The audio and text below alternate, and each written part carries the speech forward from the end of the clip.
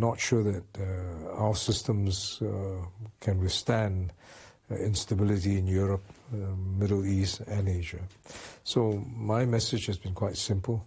You don't need a conflict in Asia. You mustn't have a conflict in Asia, whatever the reasons. You said at the Shanghai Forum, and quoting, what has happened in Europe and the Middle East must not happen here, and we must do all we can to avoid this. Can you further elaborate on that? Everybody understands that if you have a conflict in Asia, you blight our futures. You don't need one, and whatever the reasons.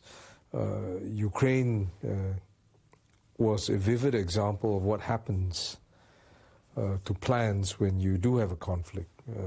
And I think for the Asia, that's the same lesson. We've had relative good prosperity, including with the rise of China over the last 2 or 3 decades, where ASEAN and Asian economies as a whole have been lifted. I mean, if you look at the figures, they tell the story.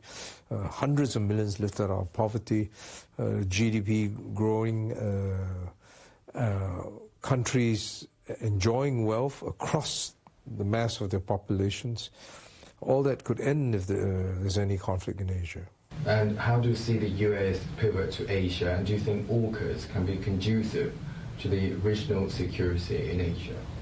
As long as there is that willingness to build a shared understanding, a shared destiny, and for mutual benefits as the basis for multilateralism, then I think you can live with different configurations.